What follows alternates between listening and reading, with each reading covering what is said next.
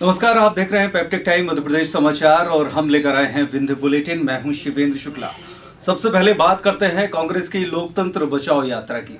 सतना में भी पूरे मध्य प्रदेश की तरह ये यात्रा निकाली गई, लेकिन इस यात्रा में खास बात ये रही कि यहाँ ना तो सोशल डिस्टेंसिंग का ख्याल रखा गया और ना ही मास्क वगैरह लगाने की किसी ने जरूरत समझी। एक बात और ये समझ में आई है कि यहाँ पर कांग्रेसियों को इकट्ठा होना था, ज्यादा से ज्यादा उनको इकट्ठा होना चाहिए, लेकिन यहाँ पर स्कूली बच्चों का इस रैली में प्रयोग किया गया।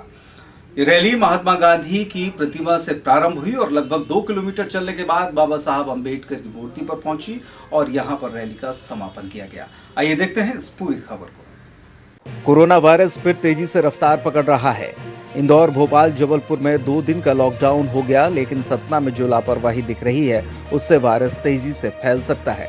कांग्रेस पार्टी ने तिरंगा यात्रा निकालकर लोकतंत्र सम्मान दिवस मनाया, लेकिन कांग्रेस कार्यकर्ताओं को कोरोना का कोई डर नहीं दिखा।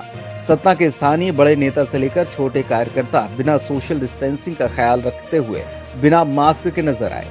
सतना के सिविल लाइन चौराहे के सामने महात्मा गांधी की प्रतिमा से शुरू हुई तिरंगा यात्रा 2 किलोमीटर का सफर तय कर सिमरिया चौराहे में बाबा साहब अंबेडकर की प्रतिमा के सामने संपन्न हुई। पिछले 30 मार्च को अगर आपको याद हो, जिस तरीके से लोकतंत्र के इस पवित्रता को भंग करने का, कलंकित करने का काम भाजपा ने किया था, और आज के ही दिन कमलनाथ जी ने लोकतंत्र बचा रहे उसके सम्मान में हाई कोर्ट के निर्देश के उस पर अपना त्याग पत्र सौंपा था। और उस दिन की याद को जनता के नज़रों में जिंदा रखने के लिए और लोकतंत्र के सम्मान के लिए ये तिरंगा यात्रा कांग्रेस द्वारा पूरे प्रदेश में हर ब्लॉक स्तर पर, जिला स्तर पर निकाली। कांग्रेस कार्यकर्ताओं को न जिला प्रशासन की और न कोरोना वायरस के संबंध में जारी हो रही अपील का असर दिखा और न ही खुद संज्ञान लिया।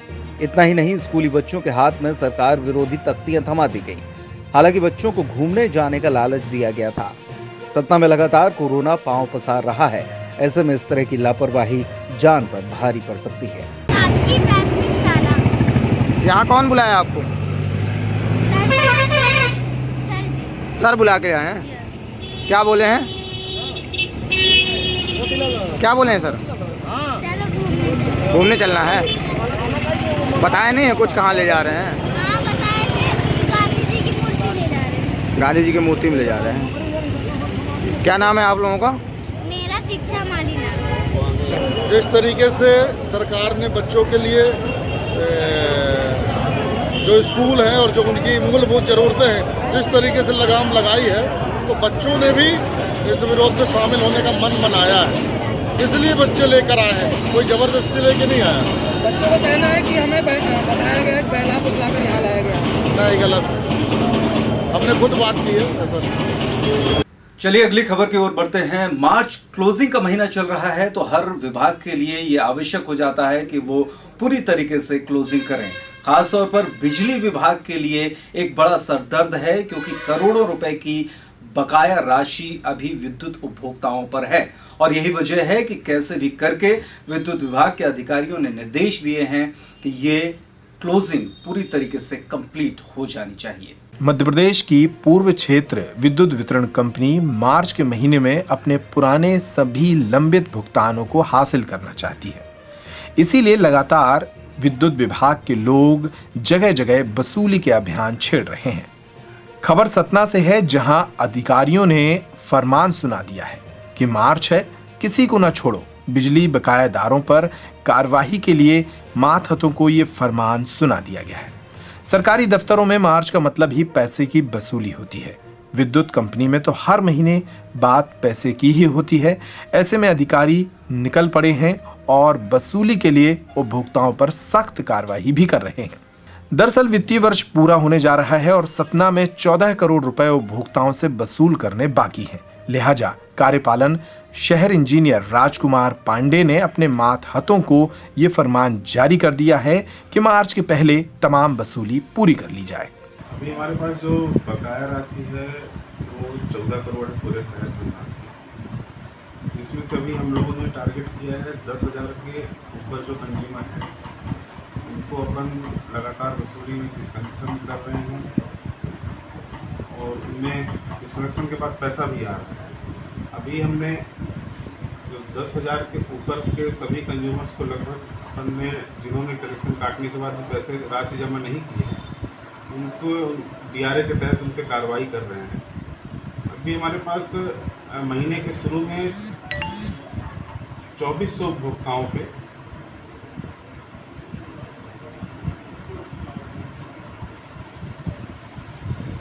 28 उपभोक्ताओं पे 4.5 करोड़ की राशि बकाया थी। आज दिनांक तक उसमें 1,80,00,000 रुपये आ चुके हैं और इनमें हमने DRA के तहत कार्रवाई की है और हमने 449 कंज्यूमरों पे जिन पे 2.5 लाख बकाया है उनको फॉर्म बी और फॉर्म सी जारी किए हैं। फॉर्म सी हमने अपने जेई जो नायब तहसीलदार पदें तहसीलदार का पद उनको अधिकृत है उनको उनकी पूर्ति की कार्रवाई करने के लिए आदेशित किया। अगली खबर की ओर बढ़ते हैं। सतना जिले की नागौद जनपद पंचायत के अंतर्गत रोजगार सहायक और CEO के बीच में नहीं बन रही है। CEO पर काफी आरोप लगाए गए हैं। रोजगार सहायक का ये तक कहना है कि अगर CEO साहब को यहां से हटाया नहीं जाएगा तो वो आत्मदाह कर लेगा। देखते हैं क्या है इस खबर में। सतना जिले की नागौद जनपद अंतर्गत आने वाली ग्राम पंचायत अकोना साठिया के रोजगार सहायक ने जिला पंचायत CEO पर गंभीर आरोप लगाए हैं। रोजगार सहायक ने तो यहां तक चेतावनी दी है कि यदि CEO जिला पंचायत को हटाया नहीं जाता तो वे आत्मदाह कर लेंगे। इस बीच एक दूसरा पक्ष ये भी सामने आया है कि 2013 से पंचायत में पदस्थ रोजगार सहायक द्वारा गंभीर अनियमितताओं की पोल खुलने के कारण ये सब ड्रामा रचा जा रहा है। बताया जाता है कि ग्राम पंचायत अकोना साठिया में तालाब के निरीक्षण के दौरान PCO ब्रजेंद्र सिंह द्वारा आवास योजना में अपात्रों को लाभ दिए जाने को लेकर मुद्दा उठाया गया था। इसी को लेकर PCO और रोजगार सहायक आशुतोष सिंह परिहार के बीच बहस हो गई। रोजगार सहायक का आरोप है कि इस बहस के बीच जिला पंचायत CEO ने उनके साथ अभद्र व्यवहार किया और ये पूरी कहानी शुरू हो गई। बहरहाल अब देखते हैं रोजगार सहायक की इस चेतावनी का कितना असर होता है और प्रशासन रोजगार सहायक के भ्रष्टाचार से जुड़े आरोपों पर क्या कदम उठाता है। जिला पंचायत CEO हीरे नारायण जी द्वारा निरीक्षण किया गया। कार्यों के निरीक्षण के दौरान तालाब में निरीक्षण कर रहे थे। वहाँ पे सरपंच महोदय, मैं, सब इंजीनियर, AE साहब और बहुत सारे ग्रामवासी मौजूद थे। इसी दौरान PCO महोदय ब्रजेंद्र सिंह द्वारा आवास का मुद्दा उठाया गया, जिसमें कहा गया कि इन लोगों को ये सूची से अपात्र नहीं कर रहे हैं।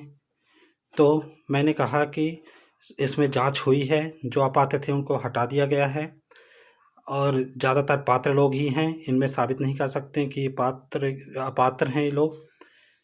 लेकिन वो बार बार मेरे ऊपर दबाव बना रहे थे कि अपात्र करने के लिए, जिस पर मैंने सहमत नहीं जताई।